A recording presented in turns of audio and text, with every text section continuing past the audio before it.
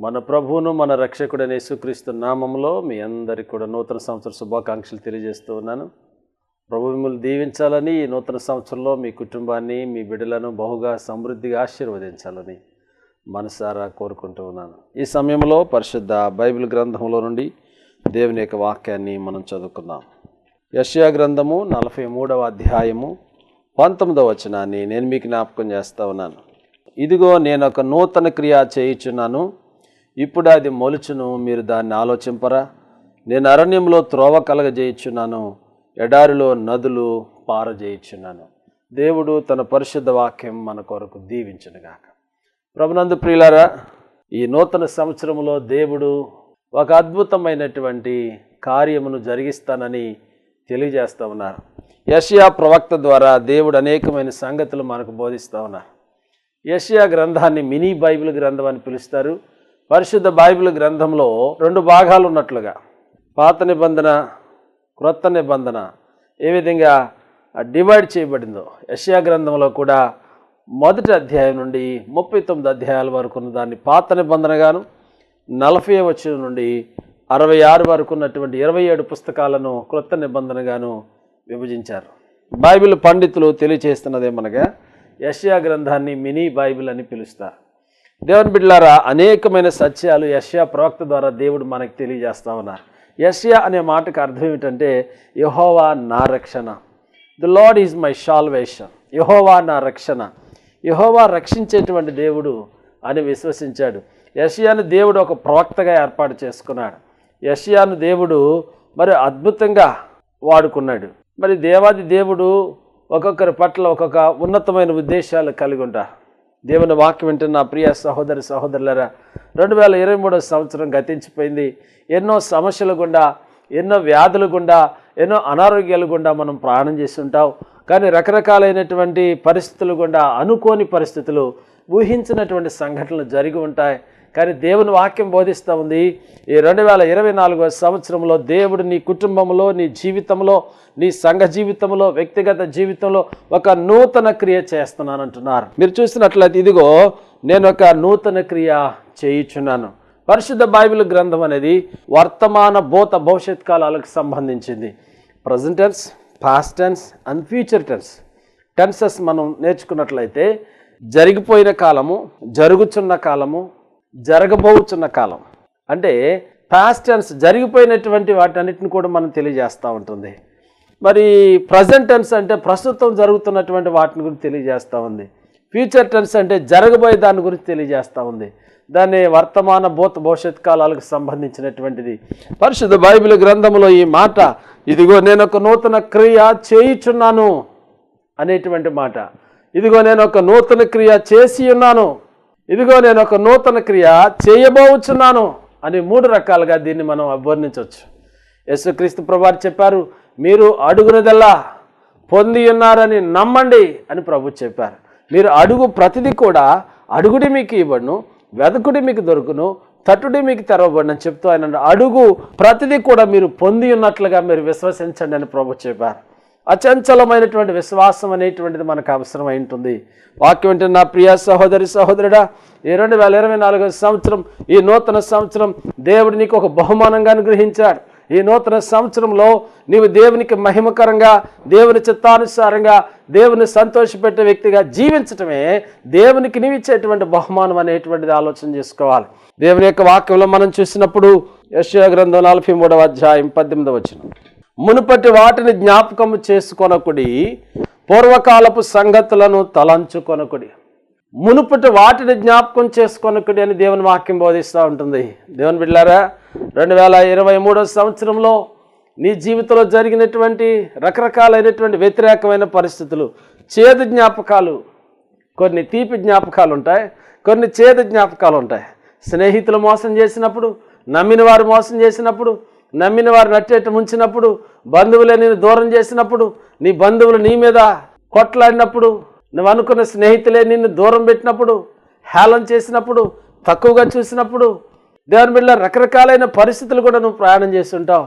నీ వ్యాపారంలో నష్టం, కుటుంబ జీవితంలో అనారోగ్యాలు, రకరకాలైనటువంటి విధానాలలో నీవు లాస్ అయినటువంటి విధానం, ఇవన్నీ చూసినప్పుడు నీకు ఒకంత బాధ కలుగుతూ ఉంటుంది. అందుకనే దేవుని వాక్యం చెప్తా ఉంది. అపోస్తలుడైన పౌలు చెప్పాడు ఫిలిప్పీయులకు రాసిన పత్రిక 3వ అధ్యాయం మీరు చూసినప్పుడు, వెనుక ఉన్నవన్నీ మరచి ముందున్న వాటికి గురి యొద్దకే నేను పరిగెత్తుచున్నాను.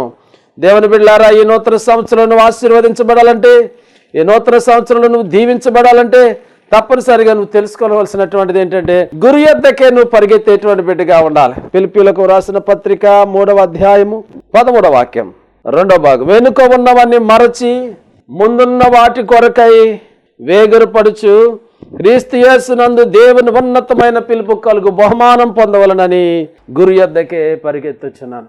ప్రభునందు ప్రియులారా, మన ప్రభువు నమ్మదగిన దేవుడు. మన ప్రభు తను నమ్మిన వారిని విడిచిపెట్టేవాడు కాదు. కష్టమైన, శ్రమైన, ఇరుకులైన, ఇబ్బందులైన, ఎటువంటి పరిస్థితులైన అపోస్తలుడైన పౌలు దేవుని కొరకు నిలబడ్డాడు, దేవుని పక్షంగా నిలబడ్డాడు, దేవుని నామాన్ని మహింపరిచాడు. ఈ లోక సంబంధమైన ఆస్తిపాస్తులు ఏమి కోరుకోలేదు. ఈ లోకంలో ఉన్నవన్నీ కూడా అశుద్ధంతో సమానంగా ఎంచుకొని శ్రమలో సమాన అనుభవం కలిగిన వాడై దేవుని కొరకు ప్రయాసపడ్డాడు. దేవుని వాక్యంలో రాయబడిన మాట ఏంటంటే, వెనుక ఉన్నవన్నీ మరచి. మన వెనుక అనేక ఉన్నాయి.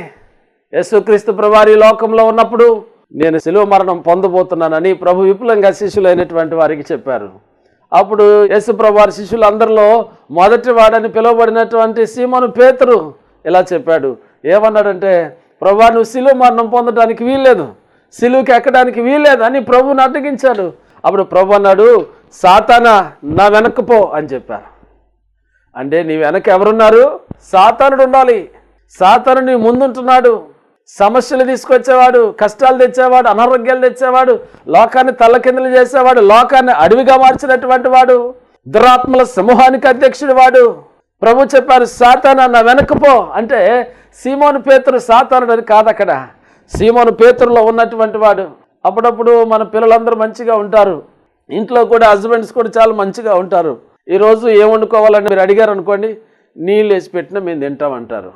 కానీ ఆయనలోకి అపరిచితుడు వచ్చేస్తే, నువ్వు మంచిగా ఉండు, చికెన్ బిర్యానీ, మంచి మటన్ కర్రీ, మంచి పప్పు ధాన్యాలతో మంచిగా చేసినా కూడా ఇందులో ఉప్పు తక్కువగా ఉందని అన్నీ తీసి పారేస్తారు. ఆయన తినడు, తినేవాళ్ళని తినవడం. చాలా గందరగోళం అయిపోతూ ఉంటుంది. అంటే అర్థం ఏంటంటే, ఇదిగో వెనుకున్నటువంటి వాడు ఉన్నాడు, ఒకడు అపరిచితుడు, కనపడిన వాడు, అదృశ్యుడు, వాడు వచ్చేసాడు అనమాట. అందుకే దేవుని బిడ్డలారా, నీ కుటుంబము సుఖ సంతోషాలతో ఉండాలంటే, నీ పిల్లలు ఆరోగ్యంగా ఉండాలంటే సాతానుడు ఎక్కడుండాలో అక్కడే ఉండాలి. ఈ లోకంలో కూడా ఎవరు ఎక్కడుండాలో అక్కడే ఉండాలి. దేవుడు అన్నీ కూడా ఏర్పాటు చేశారు.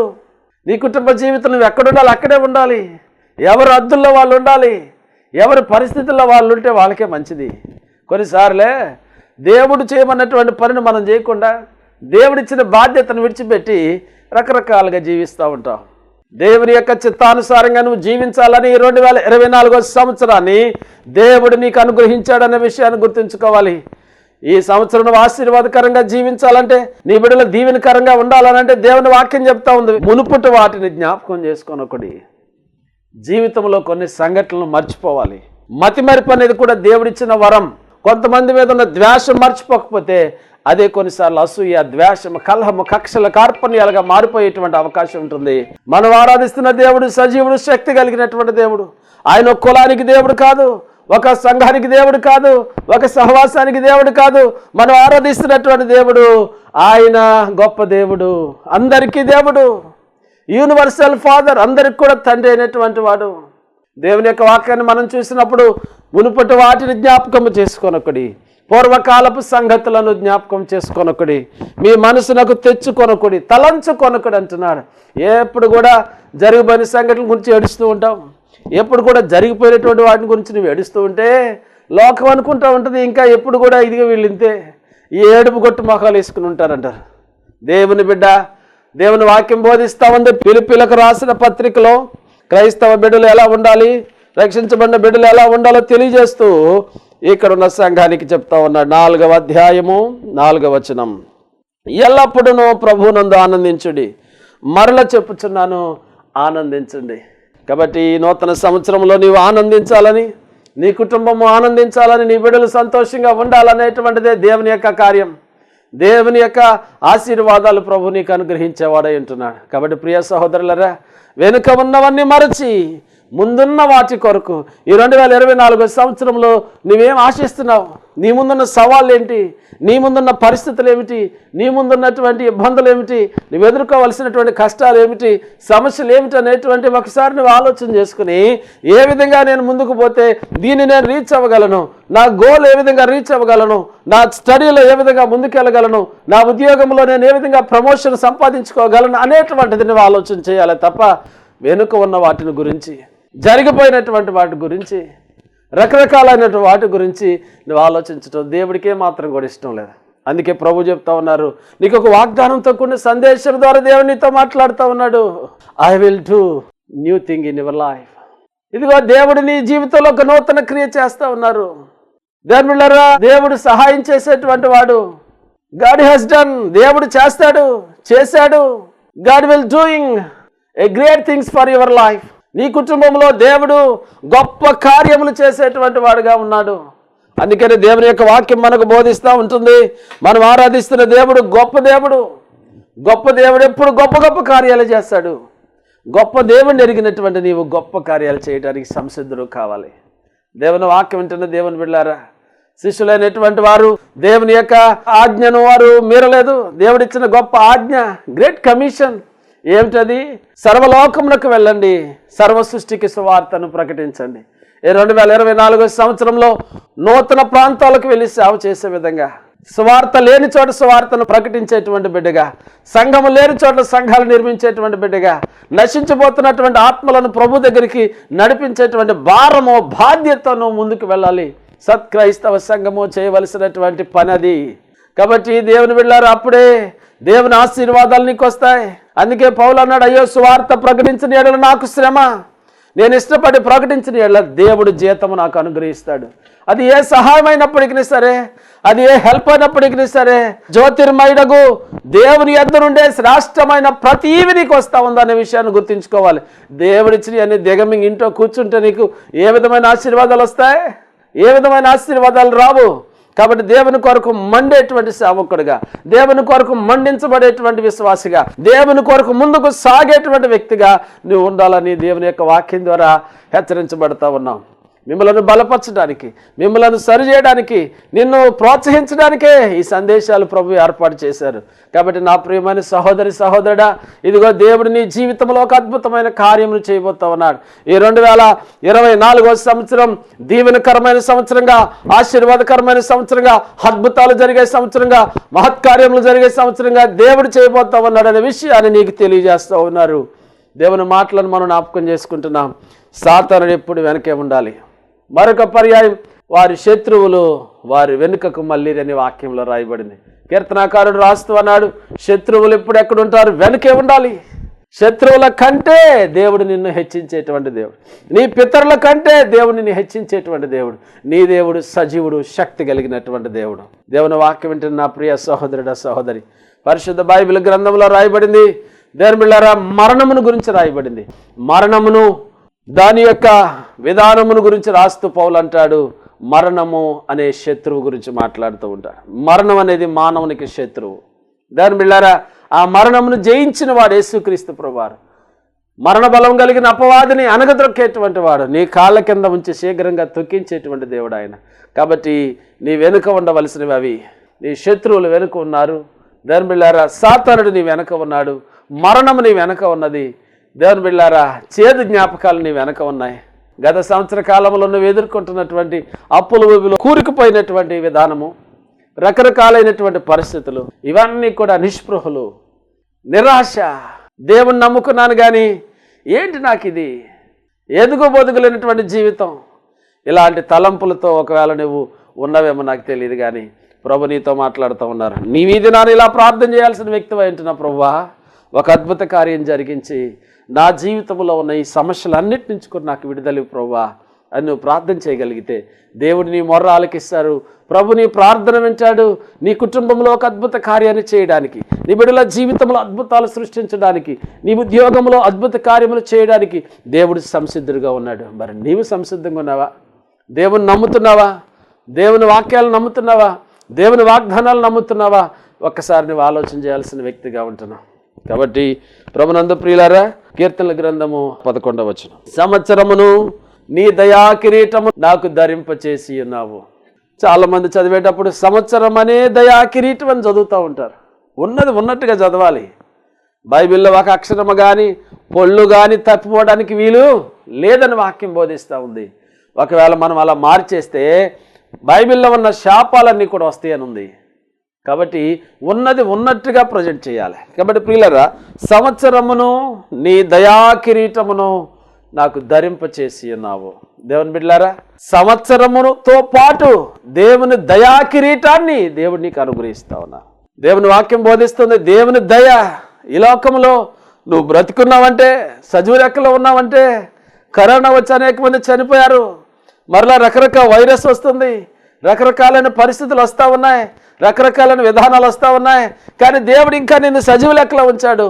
బలహీనుడైన నిన్ను, బలహీనరాలవైన నిన్ను, శక్తిహీనుడైన నిన్ను, శక్తిహీనరాలవైన నిన్ను ఇంకా బలపరిచాడు. కారణం ఏంటో తెలుసా? దేవుడు నిన్ను ప్రేమిస్తున్నాడు. God so loved for your children. నీ పిల్లలను దేవుడు ప్రేమిస్తూ ఉన్నాడు.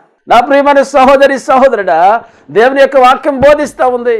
దేవుని యొక్క చిత్తం అంటే ఏమిటో, దేవుని యొక్క ఉద్దేశం ఏమిటో, what is the God's plan for me, దేవుని యొక్క ఉద్దేశములు, దేవుని యొక్క ప్రణాళిక ఏమిటి అనేటువంటిది నువ్వు ఒకసారి ఆలోచన చేస్తే, దేవుని చిత్తానుసారంగా నువ్వు నడిచినప్పుడు, దేవుని చిత్తంలో నువ్వు ముందుకెళ్ళినప్పుడు, అది శ్రమే కానీ, ఇబ్బందే కానీ, సమస్య కానీ, అది ఏదైనప్పటికీ సరే నీ ముందు నిలబడడానికి అవకాశం లేదు. దేవుడు వాటన్నిటిలో కూడా గొప్ప విజయాన్ని, గొప్ప జయాన్ని ఇవ్వడానికి సమర్థుడు. 2024 సంవత్సరంలో సంవత్సరమును నీ దయా కిరీటమును ధరింప చేసి ఉన్నావని భక్తులు చెప్పినట్లుగా నీకు ఆయన సంవత్సరంతో పాటు దయా కిరీటాన్ని కూడా దేవుడు నీకు అనుగ్రహించాలంటే నువ్వు దేవునికి లోబడాలి. దేవుని చిత్తానుసారంగా నువ్వు జీవించాలి. దేవుని వాక్యాన్ని చదివి వాక్యానుసారంగా నువ్వు జీవించినట్లయితే దేవుని అద్భుతమైనటువంటి దేవుడిచ్చేటువంటి ఈవులను, ఆశీర్వాదాలను పొందుకుంటాం. కాబట్టి దేవుని యొక్క వాక్యాన్ని మనం జ్ఞాపకం చేసుకుంటూ ఉన్నాం. 43వ అధ్యాయం యెషయా గ్రంథం మరొకసారి 19వ వచనాన్ని చదువుతా ఉన్నా. ఇదిగో నేను ఒక నూతన క్రియ చేయుచున్నాను, ఇప్పుడే అది మొలుచును, మీరు దానిని ఆలోచింపరా. నేను అరణ్యంలో త్రోవ కలగజేయుచున్నాను, ఎడారిలో నదులు పారజేయుచున్నాను. ఇక్కడ 2 పదాలు మనం చూస్తూ ఉంటున్నాం. అరణ్యము అంటాడు, లేకపోతే డిజర్ట్. దేని బిళ్ళారా, ఎడారి. అరణ్యంలో ఏమి ఉండవండి. అరణ్యంలో రకరకాలుగా ఉంటాయి.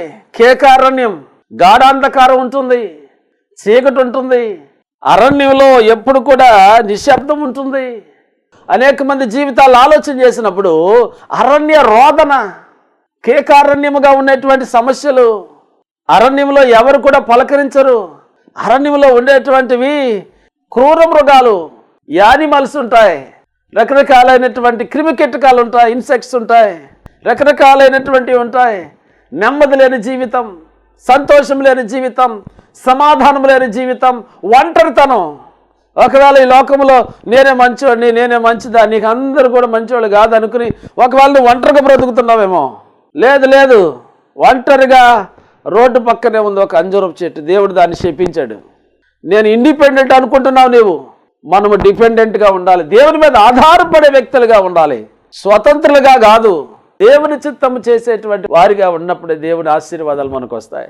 కాబట్టి అనేక సార్లు రకరకాలైన ఒంటరితనం, రకరకాలైనటువంటి పరిస్థితి, నేను ఒంటరివాడిని, నాకెవరు లేరు, అందరున్నా ఇలాగ జీవిస్తున్నాను నువ్వు అనుకోవచ్చు. అసలు పేదరికం అంటే ఏంటో నీకు తెలుసా? ఎవరు లేకపోవటం పేదరికం కాదు. ఎవరు లేకుండా ఉండేవాళ్ళు వాళ్ళే కాదు, అందరూ ఉండి అన్నీ ఉండి ఒంటరిగా జీవించటమే పేదరికం. కాబట్టి దేవుడిచ్చినటువంటి బంధం, దేవుడిచ్చినటువంటి విధానాన్ని నీవు ఏ విధంగా పాడు చేసుకుంటున్నావు? దేవుడిచ్చినటువంటి ఆ యొక్క యూనిటీని, దేవుడు నీకు ఇచ్చిన ఐక్యతలో బలం ఉంటుంది. సహోదరుల ఐక్యత కలిగి నివసించడం ఎంత మేలు అంటాడు కీర్తనాకారుడు. ఎంత మేలు, ఎంత మనోహరము, హౌ ప్లెజెంట్, హౌ బ్యూటిఫుల్. ఈరోజు వాక్యం వింటున్న నా ప్రియమైన సహోదరి సహోదరుడా, దేవాది దేవుడు, మనం ఆరాధిస్తున్న దేవుడు గొప్ప దేవుడు, మహనీయుడు, మహోన్నతుడు, మహాగణుడు, మహోన్నతమైన స్థలంలో నివసించాల్సిన ఆయన నీతో నాతో ఉండడానికి వచ్చాడండి. ఎంత గొప్ప సత్యం. కాబట్టి నా ప్రియమైన సహోదరి సహోదరులారా, అరణ్యం లాంటి జీవితంలో ఉన్నావేమో, అక్కడ సుఖ సౌఖ్యాలుండవు, లగ్జరీ లైఫ్ ఉండదు, ఏమండి శాంతి సమాధానం ఉండదు, ఎడారి జీవితంలో ఉన్నావేమో. దేవుడు అంటున్నాడు, అరణ్యములో నేను నీకు త్రోవ కలగజేస్తా. దేవుడు తలుచుకుంటే అరణ్యాన్ని కూడా కొట్టివేయించగలడు. అరణ్యంలో రోడ్లు ఉండవు, అరణ్యంలో కూల్ డ్రింక్స్ ఉండవు, అరణ్యంలో ఏమీ ఉండవు, తాగడానికి తిండి తిప్పలు ఏముండవు. దేవుని బిడ్డలారా, ఈనాడు మనుషులు కూడా అలాగే జీవిస్తూ ఉన్నారు. మంచిగా జీవించేవాడిని జీవించనీయట్లేదండి. మంచిగా బ్రతకాలను సొసైటీలో అనుకున్నా నిన్ను బ్రతకనివ్వరు. పాపలోకం ఇది, శాపలోకం ఇది. అందుకే దేవుడు చెప్పారు, లోకంలో ఒకడున్నాడు, కానీ లోకంలో ఉన్నవాని కంటే మీలో ఉన్నవాడు గొప్పవాడని చెప్పారు. దేవుని బిడ్డలారా, కొన్ని సంవత్సరాల కిందట ఎడారిలో ఒక ఆమె యజమాని చేత మోసపోయి బయలుదేరి వెళ్తూ ఉంది. ఎడారిలో అరణ్యంలో పడి వెళుతున్నప్పుడు దేవాది దేవుడు మాట్లాడారు. ఆ పిల్లవాడికి దాహం వేసింది, నీళ్ళ తిత్తి యజమాని ఇచ్చింది, అయిపోయింది. దాహంతో ఎండలో పిల్లవాడిని చెట్టు కింద కూర్చుని ఏడుస్తుంది. అయ్యో నాకు ఎవరు లేరే, నా యజమాని చేత నేను మోసపోయాను, నేను యవనస్తురాలని, నేను కుమారుడు ఉన్నాడు నాకు, ఆ కుమారుడికి దాహం వేస్తుంది, దాహం తీర్చడానికి కూడా నా దగ్గర ఏమి లేవు, ఈ అరణ్యంలో నా మొర ఎవరు వింటారు అనుకున్నప్పుడు దేవుడే దేవదూత రూపంలో అక్కడికి వచ్చి అంటున్నారు, శారా దాసి అయిన ఆగరు, వేర్ ఫ్రమ్ యూ, ఎక్కడి నుంచి వచ్చావు, ఎక్కడికి వెళుతున్నావు, where are you going now. Prabhu అడుగుతా ఉన్నారు, నువ్వు ఎక్కడి నుండి వచ్చావు, ఎక్కడికి వెళ్తున్నావు, ఏంటి, నువ్వు ఏ బండ నుండి చెక్కబడ్డావు, ఏ గుంటలో నుండి తిరగబడ్డావు, ఏ ఉపదేశానికి పట్టబడ్డావు, ఏ యొక్క ఉపదేశ క్రమాన్ని మీరు నీ ఇష్టానుసారంగా జీవిస్తున్నావు అని పరోక్షంగా దేవుడు నీతో మాట్లాడుతూ ఉన్నాడు. దేవుడు నిన్ను రక్షించిన విధానము అన్నీ కూడా మర్చిపోతున్నావు. ఒకసారి ఆలోచన చేసుకో. దేవుని వాక్యం వింటున్న నా ప్రియమైన సహోదరి సహోదరుడా, నీవు కన్నీళ్ళు విడిచుట నేను చూచితనే, నేను నిన్ను చూశానమ్మా. ఇదిగో కళ్ళు తెరిచాడు దేవుడు. ఆమె నీటి బొగ్గన ఆమె కొరకు తొలిచి నీళ్లు తీసుకుని వెళ్ళి నీ కుమారుని తాగించు, నీవు కూడా తాగు. దేవుని యొక్క అద్భుతమైన కార్యం. ఎడారిలో నీళ్లు లేవు, కానీ దేవుడు ఏం చేశాడంటే ఎడారిలో నదులు కలగజేయించున్నానని ప్రభు చెప్పారు. అరణ్యములో త్రోవ కలగజేయించున్నాను. ఎడారి లాంటి బ్రతుకు, ఎడారి లాంటి జీవితం, అరణ్యము లాంటి సుఖ సౌఖ్యము లేనటువంటి జీవితంలో నీవు ఉన్నప్పటికీ, రోదన వేదన బాధ నీకున్నప్పటికీ దేవుని యొద్దకు రండి, అప్పుడు ఆయన మీ యొద్దకు వస్తాడని వాక్యంలో రాయబడింది. ఎప్పుడైతే నువ్వు దేవుని దగ్గరికి వచ్చావో ప్రభు నీ దుఃఖము, నీ నిట్టూర్పు, నీ వేదన, నీ భారమంతను కూడా తొలగించేటువంటి దేవుడు ఆయన. ఈ నూతన సంవత్సరంలో ప్రభు చెప్తా ఉన్నాడు, మీ ప్రతి భారము నా మీద వేయండి, మీ చింత యావత్తు నా మీద వేయండి, దేవుని మీద ఆధారపడండి. ప్రభువా, గత సంవత్సర కాలంలో నీ చెయ్యి నేను పట్టుకున్నాను అనేక సార్లు, అందుకే నేను వదిలేశాను ప్రభువా. కష్టం వచ్చినప్పుడు, ఇరుకులు వచ్చినప్పుడు, ఇబ్బందులు వచ్చినప్పుడు వదిలేశాను. ఈ సంవత్సరం నా చెయ్యి పట్టుకుని నడిపించిన ఆయన, నా బిడ్డ, నా కుమారుడు చెయ్యి పట్టుకుని నడిపించు, నా కుమార్తె చెయ్యి పట్టుకుని నడిపించని నువ్వు ఆధ్యాత్మికంగా ప్రార్థన చేసినప్పుడు నీ ప్రార్థన దేవుడు వింటాడు. దేవునికి స్తోత్రం కలుగును గాక. నా ప్రియమైన సహోదరుడా సహోదరి, దేవుని యొక్క వాక్యములో అనేకమైన సత్యాలు దేవుడు రాయించారు. నీ జీవితంలో నూతన క్రియ చేస్తూ ఉన్నాడు ఆయన. నూతన కార్యాలు నీ బ్రతుకులో చేయాలని దేవుడు ఆశిస్తూ ఉన్నాడు. నమ్ముట నీ వలనైతే నమ్మువారికి సమస్తము కూడా సాధ్యమే. కాబట్టి నా ప్రియమైన సహోదరుడా సహోదరి, దేవుని యొక్క వాక్యాన్ని మనం చూసినప్పుడు అనేకమైన విషయాలు దేవుడు రాస్తూ ఉన్నారు. దేవుని బిడ్డలారా, ఇదిగో పాతవి గతించెను, క్రీస్తునందు సమస్తము క్రొత్తవాయెను. కాబట్టి యేసుక్రీస్తునందు ఉన్నవారు నూతన సృష్టి అనేటువంటి మాటను మనం చదువుకుంటాం. అపోస్తలుడైన పౌలు ఆయన రాస్తూ వారు చెప్తా ఉన్నారు, క్రీస్తు యేసునందు ఉన్నవారు నూతన సృష్టి. కాబట్టి నీవు క్రీస్తు యేసునందు ఉన్నట్లయితే నీవు నూతనమైన సృష్టిగా ఉంటావు అనేటువంటి విషయాన్ని నేను మీకు జ్ఞాపకం చేస్తూ ఉన్నాను. కాబట్టి దేవుని బిడ్డలారా, ఇదిగో పాతవి గతించెను, క్రీస్తునందు ప్రతి ఒక్కరు కూడా ఒక నూతనమైన సృష్టిగా ఉండాలనేటువంటిదే దేవుని యొక్క ఉద్దేశం, దేవుని యొక్క మరి ఏర్పాటు అయి ఉంటుంది. కాబట్టి నా ప్రియమైన సహోదరి సహోదరుడా, దేవుని యొక్క వాక్యంలో రాయబడింది. యెహెజ్కేలు ప్రవక్త చెప్తావు, నేను నీకు నూతన హృదయమునిచ్చేదను, నూతన బుద్ధి నీకు అనుగ్రహించేదనని చెప్తా ఉన్నా. ఈ నూతన సంవత్సరంలో నూతనమైన హృదయాన్ని దేవుడు నీకు ఇవ్వాలని ఆశిస్తూ ఉన్నారు, నూతనమైన బుద్ధిని నీకు ఇవ్వాలని ఆశిస్తూ ఉన్నారు. ఎఫెసీ పత్రికలో 4వ అధ్యాయంలో మీరు చూసినప్పుడు 23వ వచనం, మీ ప్రాచీన స్వభావమును వదులుకొని మీ చిత్తవృత్తి యందు నూతన పరచబడిన వారై నీతి యథార్థమైన భక్తి గలవారై దేవుని పోలికగా సృష్టింపబడిన నవీన స్వభావం అంటే క్రొత్త స్వభావమును కలిగి ఉండాలి అని. ఈ నూతన సంవత్సరంలో నూతన హృదయాన్ని దేవుడు నీకు ఇస్తున్నాడు. రాతి గుండెను తీసివేసి దేవుడు నీకు మెత్తనైనటువంటి మాంసం గుడిని ఇస్తా ఉన్నాడు. దేవుని బిడ్డలారా, నూతన బుద్ధి, నూతనమైన హృదయం, నూతనమైన స్వభావాన్ని దేవుడి వారిని ఆశిస్తున్నాడు. అందుకని నువ్వు నూతనంగా మార్చబడాలి.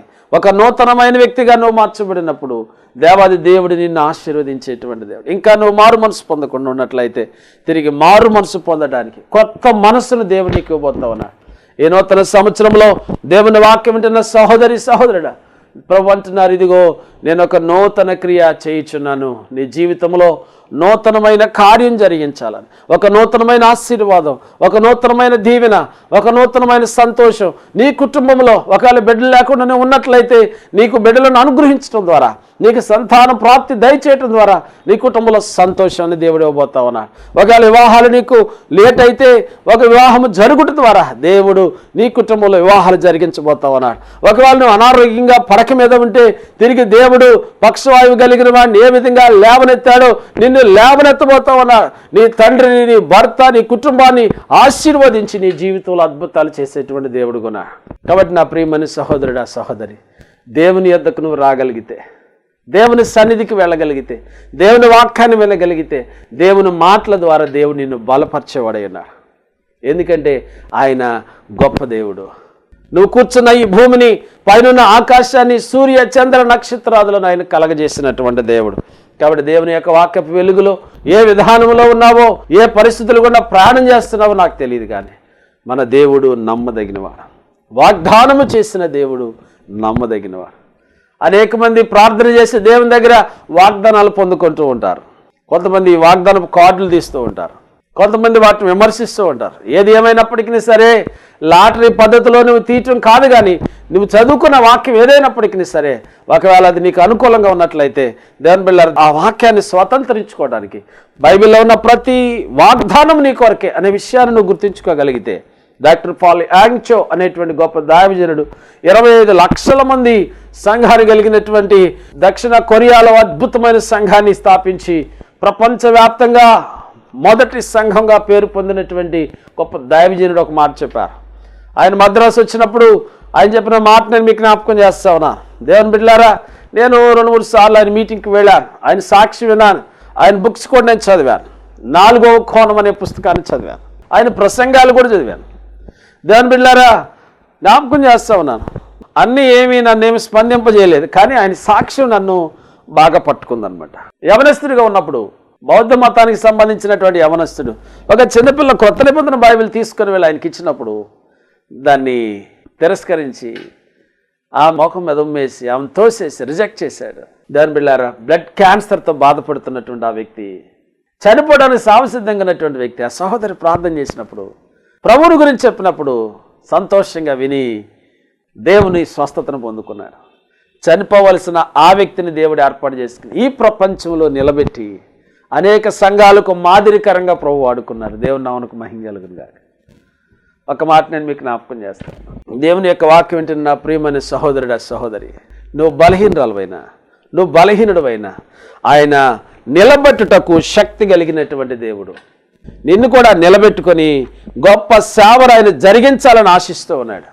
ఈ నూతన సంవత్సరంలో దేవుని యొక్క వాక్యాన్ని నేను మీకు జ్ఞాపకం చేస్తూ ఉన్నాను.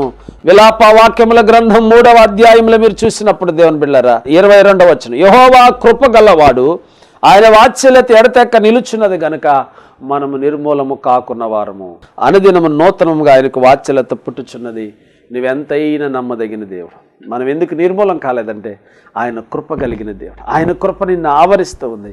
ఆయన కృప అపరిమితంగా నీ కుటుంబం మీద ఉంది. సహోదరి సహోదరుడు, దేవుడు కృప ఉంది కాబట్టి నీవు విచ్చలవిడిగా జీవించడం, ఇష్టానుసారంగా జీవించడం కాదు, కానీ దేవుని కృపను నువ్వు అర్థం చేసుకోవద్దని మరొకసారి నేను మనవి చేసుకుంటూ, దేవుడిచ్చే నూతన ఆశీర్వాదాలు, నూతన దీవెనలు నీకు నీ కుటుంబానికి దేవుడు నిండుగా మెండుగా కొండగా బండగా ఆశీర్వదించి దీవించునుగాక అని తెలియజేసుకుంటూ మీ అందరికీ మరొకసారి నూతన సంవత్సర శుభాకాంక్షలు తెలియజేస్తూ ఈ మాటలు ముగిస్తూ ఉన్నాం. తలలు వంచండి, ప్రార్థన చేసుకుందాం. మమ్మల్ని మిక్కిలిగా ప్రేమించిన మా ప్రియ పరలోకపు తండ్రి, ఈ టీవీ ప్రోగ్రాం చూస్తున్నటువంటి నా ప్రియ సహోదరులు సహోదరులను మీరు జ్ఞాపకం చేసుకోనండి. ప్రభువా, ఇదిగో తండ్రి, మా జీవితాల్లో నూతన ఆశీర్వాదాలు, నూతన దీవెనలు మీరు ఇస్తానంటున్నారు. ఈ 2024 సంవత్సరం దీవెనకరమైన సంవత్సరంగా, వారి జీవితాల్లో ఆశీర్వాదకరమైన సంవత్సరంగా, అద్భుతకరమైన సంవత్సరంగా, విడుదల కలిగిన సంవత్సరంగా ఉండడానికి సహాయం చేయండి అని నీ గొప్ప దీవెన ఆశీర్వాదములతో బిడ్డలను మీరు దీవించమని యేసుక్రీస్తు పుణ్యనామమున అడుగుచున్నాం తండ్రి. మన తండ్రి అయిన దేవుని ప్రేమ, కుమారుడైన యేసుక్రీస్తు వారి కృప, పరిశుద్ధాత్మ దేవుని యొక్క అనేక సహవాసం సన్నిధి సకల పరిశుద్ధులకు టీవీ ప్రోగ్రాం వీక్షిస్తున్న బిడ్డలందరికీ సదాకాలం తోడైండునుగాక. ఆమెన్. మంచిది ప్రియులరా, కల్వరి విజయం ప్రోగ్రాం వీక్షిస్తున్న మీ అందరికీ హృదయపూర్వక ధన్యవాదాలు తెలియజేసుకుంటూ ఉన్నాను. ఈ నూతన సంవత్సరంలో మీరు కూడా టీవీ ప్రోగ్రాంకి స్పాన్సర్ చేయాలని ఆశించినట్లయితే తప్పనిసరిగా మిమ్మల్ని ఆహ్వానిస్తూ ఉన్నాం. దేవుడు మిమ్మల్ని, మీ కుటుంబాలను బహుగా ఆశీర్వదిస్తారు. మీరు వెళ్తున్న స్థానిక సంఘానికి వెళ్ళండి, మీ కాపురులకు దశంభాగాలు ఇవ్వండి, మీ సంఘాలను ప్రోత్సహించండి. దేవుని బిడ్డలారా, దేవుడు మిమ్మల్ని దీవించిన కొలది మీ సంఘాలలో సపోర్టెడ్గా ఉండండి. ఒకవేళ దేవుడి ప్రోగ్రాం చూపిస్తున్నప్పుడు మీకు దీవెనకరంగా ఆశీర్వాదకరంగా ఉంటే తప్పనిసరిగా మీరు కూడా ఈ ప్రోగ్రాంకు స్పాన్సర్ చేయొచ్చు. తప్పనిసరిగా మిమ్మల్ని అందరినీ ఆహ్వానిస్తున్నాం. ఈరోజు పెళ్లి రోజు, పుట్టినరోజు జరుపుకుంటున్నటువంటి బిడ్డలకు ప్రత్యేకమైన శుభాకాంక్షలు తెలియజేస్తూ ఉన్నాను. దేవుడు మిమ్మలను బహుగా ఆశీర్వదించునుగాక. ఆమెన్. God bless you.